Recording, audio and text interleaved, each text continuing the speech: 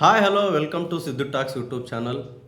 Guys, ಒಂದು ಟೀಮಿಗೆ bad time start ಆಯಿತು ಅಂತಂದರೆ ಯಾವ ಥರ ಬರುತ್ತೆ ಗೊತ್ತಾ? ಅದು ಲೆಕ್ಕ ಮಾಡೋಕ್ಕೆ ಆಗಲ್ಲ. ವೀಕ್ ಟೀಮ್ ಇದೆ, ಇವ್ರ ಜೊತೆ ನಾವು ಆರಾಮಾಗಿ ಗೆಲ್ತೀವಿ ಅನ್ನೋ ಟೀಮ್ ಜೊತೆನೂ ಕೂಡ ಸೋತೋಗ್ಬಿಡ್ತಾರೆ.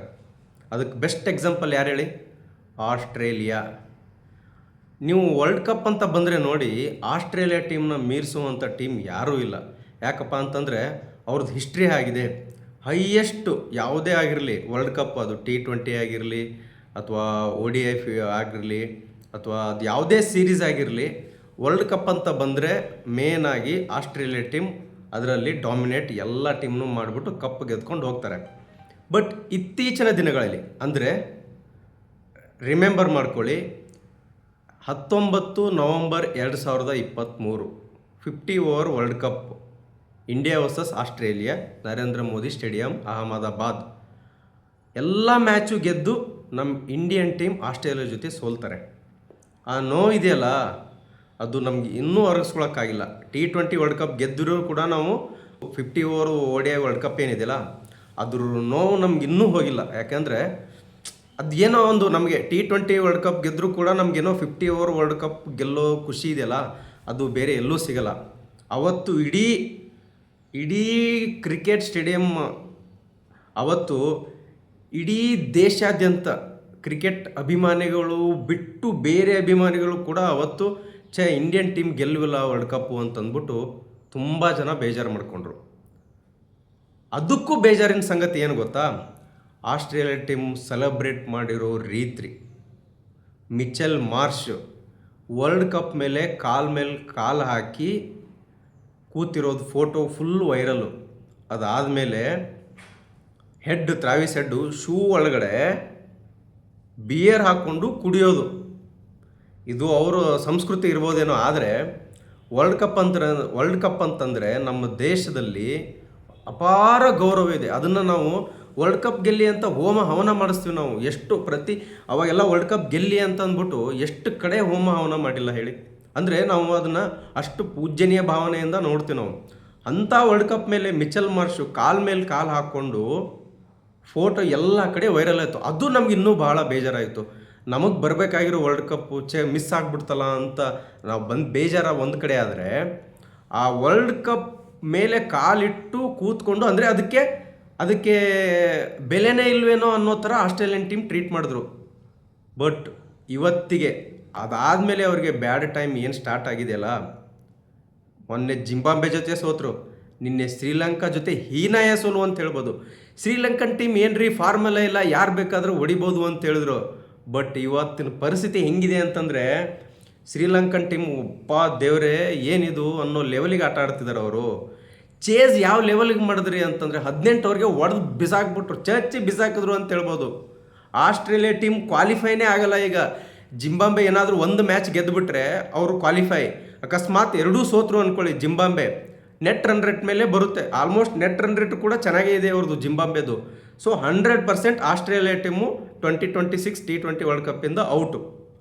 ನಾನು ಯಾಕೆ ಈ ವಿಡಿಯೋ ಮಾಡ್ತಾ ಇದ್ದೀನಿ ಅಂತಂದರೆ, ಒಂದು ಟೀಮು, ಒಂದು ದಂತಕತೆ, ಅದು ಗ್ರೇಟೆಸ್ಟ್ ಆಸ್ಟ್ರೇಲಿಯನ್ ಟೀಮು ಅವತ್ತು ನಡ್ಕೊಂಡಿರೋ ರೀತಿ, 2023 ನಡ್ಕೊಂಡಿರೋ ರೀತಿ ಇಡೀ ಜಗತ್ತೇ ಅದನ್ನು ವಿರೋಧ ಮಾಡ್ತು. ಸೆಲೆಬ್ರೇಷನ್ ಆ ಥರ ಮಾಡೋದು ತಪ್ಪು ಅಂತಂದ್ಬಿಟ್ಟು. ಸೊ ಅದಕ್ಕೆ ಹೇಳೋದು, ಗೆದ್ದಾಗ ಬೀಗಬಾರದು, ಸೋತಾಗ ಕುಗ್ಗಬಾರದು ಅಂತ. ಸೊ ನಾವು ಭಾರತೀಯರೇನಿದ್ದೀವಲ್ಲ, ಯಾವುದೇ ಆಗಲಿ ಕ್ರೀಡೆ ಅಂತ ಬಂದರೆ ನಮ್ಮಲ್ಲಿ ತುಂಬ ಅಂದರೆ ತುಂಬ ಬೆಲೆ ಇದೆ. ಅದರಲ್ಲೂ ಕ್ರಿಕೆಟ್ ಅಂದರೆ ಒಂದು ಪಟ್ಟು ಜಾಸ್ತಿನೇ. ಅಂಥ ವರ್ಲ್ಡ್ ಕಪ್ಗೆ ಅವಮಾನ ಮಾಡಿದ್ದ ಆಸ್ಟ್ರೇಲಿಯಾ ಟೀಮು ಇವಾಗ ಅನುಭವಿಸ್ತಾ ಇದೆಯಲ್ಲ, ಅದು ಇನ್ನೂ ಕಡಿಮೆನೇ ಅಂತ ನನ್ನ ಅನಿಸಿಕೆ. ಗೆಲುವು ಸೋಲು ಇದ್ದಿದ್ದೆ ಆಟ ಅಂದಮೇಲೆ. ಆದರೆ ನಾನು ಹೇಳಕ್ಕೆ ಹೊರಟಿರೋದು, ಗೆದ್ದ ಮೇಲೆ ವರ್ತನೆ ಏನಿರುತ್ತಲ್ಲ, ಅದು ಬಹಳ ಇಂಪಾರ್ಟೆಂಟ್ ಆಗುತ್ತೆ ಮನುಷ್ಯನಿಗೆ. ಆ ಗೆದ್ದ ಮೇಲೆ ನಡವಳಿಕೆ ಜಗತ್ತಿಗೆ ಯಾವ ರೀತಿ ತೋರಿಸುತ್ತೆ ಅನ್ನೋದ್ರ ಮೇಲೇ ನಮ್ಮ ಸಂಸ್ಕೃತಿ ಏನಿರುತ್ತಲ್ಲ ಅದು ನಿರ್ಧಾರ ಆಗುತ್ತೆ. ನೋಡಿ, ಆಸ್ಟ್ರೇಲಿಯನ್ ಟೀಮು ಆ ಮಿಚೆಲ್ ಮಾರ್ಷು ಏನು ಕಪ್ ಮೇಲೆ ಕೂತು ಡಿಸ್ರೆಸ್ಪೆಕ್ಟ್ ಮಾಡಿದ್ನಲ್ಲ, ಸೊ ಅದಾದಮೇಲಿಂದ T20 ವರ್ಲ್ಡ್ ಕಪ್ ಫೇಲ್ ಮಾಡಿದ್ರು, ಚಾಂಪಿಯನ್ಸ್ ಟ್ರೋಫಿ ಫೇಲ್ ಆದರು 2025, WTC ಫೇಲ್ ಆದರು, ಸೌತ್ ಆಫ್ರಿಕಾ ಜೊತೆ WTC ಯಪ್ಪ, ಕ್ಯಾಪ್ಟನ್ ಬಹುಮ ಜೊತೆ ಸೋತರು. ಯಾರೂ ಅಂದ್ಕೊಂಡಿರಲಿಲ್ವೇನೋ ಸೌತ್ ಆಫ್ರಿಕಾ ಟೀಮ್ ಜೊತೆ ಗೆಲ್ತಾರ ಅಂತ ಅಂದ್ಕೊಂಡು ಫುಲ್ ಖಂಡನ್ ಮಾಡಿದ್ರು. ಬಟ್ ನೋಡಿ, ಟೈಮ್ ಅನ್ನೋದಿದೆಯಲ್ಲ, ಅದಕ್ಕೆ ನಾನು ಯಾವಾಗಲೂ ಟೈಮ್ಗೆ ಭಾಳ ರೆಸ್ಪೆಕ್ಟ್ ಮಾಡ್ತೀನಿ. ಟೈಮ್ಗಿಂತ ದೊಡ್ಡವರು ಯಾರೂ ಅಲ್ಲ, ಯಾವ ಟೀಮು ಅಲ್ಲ, ಯಾವ ವ್ಯಕ್ತಿನೂ ಅಲ್ಲ. ಟೈಮ್ ಮುಂದೆ ಆಟ. ಅದಕ್ಕೆ ಹೇಳ್ತೀನಲ್ಲ, ಗೆದ್ದಾಗ ಹಿಗ್ಗಬಾರ್ದು, ಸೋತಾಗ ಕುಗ್ಗಬಾರ್ದು. ಟೈಮಿಗೆ ಬೆಲೆ ಕೊಡಬೇಕು. ಸೊ ಆಮೇಲೆ T20 ಕೂಡ ಕಾಮನ್ವೆಲ್ತಲ್ಲಿ ಸೋತರು, ಹೆಣ್ಮಕ್ಳು ಸೋತಿದ್ದು. ಬಟ್ ಇಲ್ಲಿ ನಾನು ಮೆನ್ಸ್ ಬಗ್ಗೆ ಮಾತಾಡ್ತಾ ಇದ್ದೀನಿ. ಸೊ ಯಾಕಂದರೆ ವುಮೆನ್ಸ್ ಯಾರೂ ಡಿಸ್ಪೆಕ್ಟ್ ಮಾಡಿಲ್ಲ ಅವರು. ಸೊ ಮೆನ್ಸು ಮೇಜರ್ 3 ವರ್ಲ್ಡ್ ಕಪ್ ಸೋತರು ಅವರು. ಸೊ ನಾನು ಏನು ಹೇಳೋಕ್ಕೆ ಇಷ್ಟಪಡ್ತೀನಿ ಅಂತಂದರೆ, ಯಾರೇ ಆಗಿರಲಿ, ಸಂಭ್ರಮಿಸೋದಿರಲ್ಲ, ಅದು ಒಂದು 4 ಜನಕ್ಕೆ ಖುಷಿ ಪಡಬೇಕು, ದುಃಖ ಕೊಡಬಾರ್ದು ಆ ಸಂಭ್ರಮ. ಆ ಥರ ಅವರು 2023 ಮಾಡಿರೋ ರೀತಿ ಈಗಲೂ ನಮ್ಗೆ ಹೊಟ್ಟೆ ಬರುತ್ತೆ.